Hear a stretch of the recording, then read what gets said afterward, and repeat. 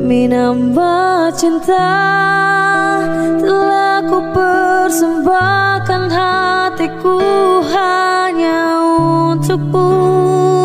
Telah ku jaga kejujuran dalam setiap nafasku.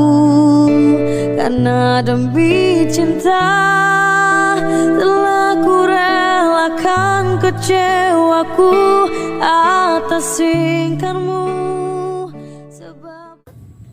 Assalamualaikum warahmatullahi wabarakatuh. Alhamdulillah wassalatu wassalamu ala rasulillah. Saya Yudi Pramuko, tukang donat dari Parung, YouTuber tertua di semesta. Secara pribadi Anies Baswedan pasti jadi presiden, insya Allah, karena didukung Amerika. Beberapa hari yang lalu Duta Besar Amerika datang ke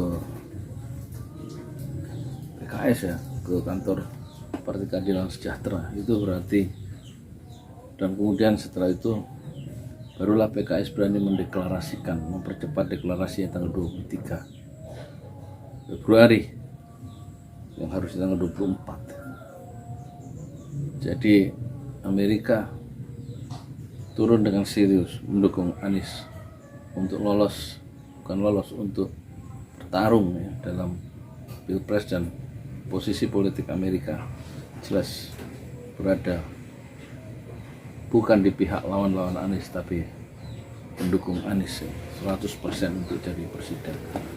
Sementara istana didukung oleh Cina, poros Jakarta Beijing. Dan ini tentu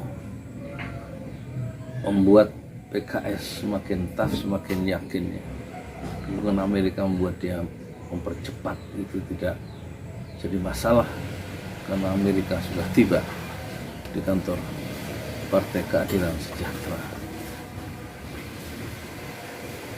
Seluruh analis itu bisa berantakan dan sekarang mengerucut pada satu sikap politik yang tegas Amerika di belakang Anies Baswedan. Suka atau tidak suka, ngapain coba dubes Amerika datang ke PKS kalau tidak untuk memberikan kepastian, memberikan pesan, bukan hanya kepada istana, bukan saja kepada lawan-lawan politik Anies, juga kepada dunia, bahwa pesan itu adalah istana hendaknya jangan menghalang-halangi Anies untuk menjadi presiden dalam pemilu 2024, dan jangan ada penundaan pemilu karena kepentingan Amerika sangat besar di Indonesia. Itu yang pertama. Yang kedua, kalau begitu soalnya Anies pasti jadi presiden, insya Allah, bagaimana dia menjaga keseimbangan kepentingan Amerika dan Cina? Apakah Anies akan mengikuti pendahulunya, mengingkari janji-janji kampanyenya, mengingkari janji-janji kampanye dan terjebak pada narasi kebohongan, suka ngomong bohong? Presiden sebelum Anies itu dikenal, kalau bahasa yang lebih halus dari Azumadi, ada ucapan dan apa yang dilakukan dalam keputusan politiknya itu tidak bisa dipegang. Dan ucapan soal penundaan pemilu, rakyat Indonesia harus waspada terhadap ucapan Jokowi, kata Azumadi Azra. Dan presiden sebelum Anies itu memang tidak bisa dipegang ucapan, sehingga dia dijuluki oleh rakyatnya sendiri, oleh sivitas atau oleh anak-anak muda kampus, disebut sebagai King of Lip Service, rajanya, sang pemanis bibir, sehingga orang terkecoh oleh ucapan-ucapan yang manis, tapi mendapati pahitnya kenyataan dari keputusan politik dari presiden sebelum Anies Baswedan. Dalam sebuah wawancara di Metro TV, dia juga bilang mobil SMK itu sudah ada yang pesan sampai 6.000 di awal-awal dia terpilih menjadi presiden yang kedua. Dan ternyata kemarin minggu yang lalu dalam pameran di Kemayoran itu kalau tidak salah, yang disebut mobil SMK itu ternyata, dan ini menjadi viral, menjadi heboh, adalah build up, diimpor dari Cina mobil SMK itu dan dirakit di Indonesia. Jadi berarti bukan buatan Indonesia, tapi buatan Cina, tapi ditempeli merek SMK. Satu bentuk ya, integritas pribadi seorang presiden yang terbelah, ya, tidak seperti ucapan dan keputusannya dan kenyataannya itu berbeda. Dalam perspektif inilah kemudian majalah Tempo pernah menjuluki atau menurunkan satu laporan utama atau cover sang presiden sebelum Anies itu sedang digambar dari sebelah kiri menghadap ke kanan, dan kemudian ada siluet, ada gambar bayangan sang presiden tapi hidungnya panjang, yaitu hidung Pinocchio. Pinocchio adalah satu legenda cerita anak-anak dari Italia yang kemudian mendunia, yang mengajarkan sebuah kejujuran harus dimulai dari kanak-kanak. Kalau boneka kayu Pinocchio itu bohong, maka semakin panjanglah hidungnya, semakin sering bohong maka semakin panjang hidungnya. Itulah sebuah metafor yang dikirim oleh Italia ke seluruh dunia melalui Pinocchio, bahwa kejujuran hendaknya melekat dalam diri anak-anak sejak awal karena dia menjadi pondasi untuk perkembangan dia di masa depan. Malah dalam Islam itu justru ya, sebelum Rasulullah diangkat menjadi Rasul sebagai utusan Allah pada usia 40, Nabi Muhammad atau Muhammad yang belum menjadi Rasul sudah dikenal dalam kelompoknya, dalam masyarakatnya sebagai Al-Amin, orang yang jujur.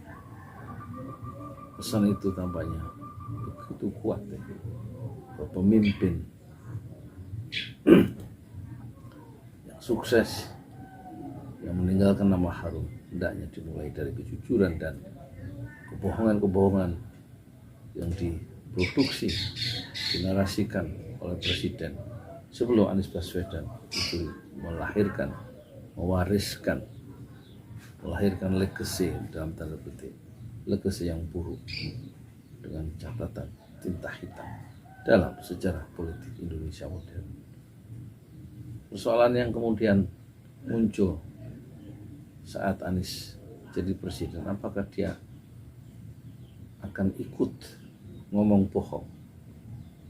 Bagaimana dia menyelesaikan proyek yang penuh dengan kebohongan seperti IKN ya, yang awalnya tidak akan memakai anggaran dari pemerintah APBN, tapi akhirnya pada perjalanannya dengan mudah presiden sebelum Anies memberikan keputusan 19% dari APBN dipakai untuk membangun ibu kota yang baru sebagai sebuah proyek mercusuar yang tidak membuat rakyat itu senang, karena justru pajak-pajak yang 13 macam itu oleh presiden sebelum Anies Baswedan itu dibuat untuk membiayai IKN, termasuk pajak balik nama untuk motor.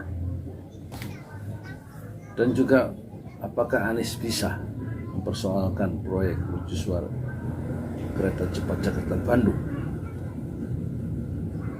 Kenapa tidak diaudit? Kenapa anggarannya begitu membengkak dari waktu ke waktu? Kemana uang itu?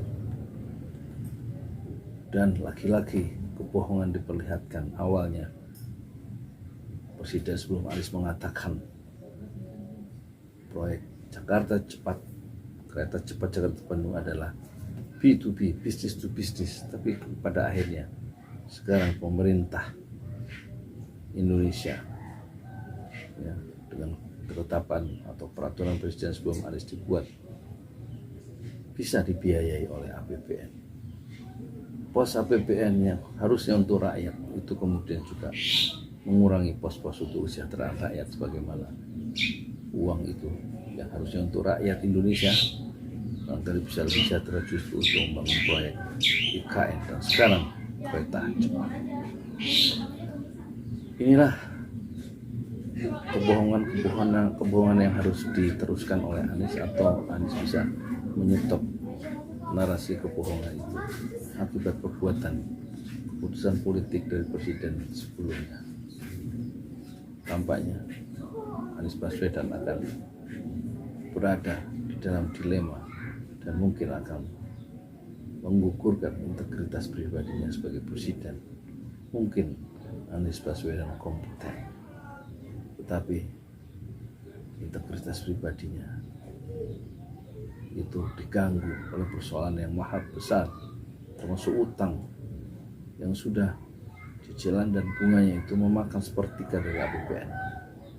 Mungkin ini akan memaksa Anies Baswedan ngomong bohong terhadap rakyat karena warisan-warisan yang buruk dari presiden sebelum dia. Moga-moga kita berharap Anies bisa menjaga keutuhan ucapannya dan sesuai dengan keputusan-keputusan politiknya, meskipun warisan maha besar, utang, proyek-proyek yang memakan anggaran yang besar yang membesarkan rakyat itu menghadangnya dalam perjalanan karir politiknya sebagai presiden Indonesia yang baru saja dia dilantik. Assalamualaikum warahmatullahi wabarakatuh.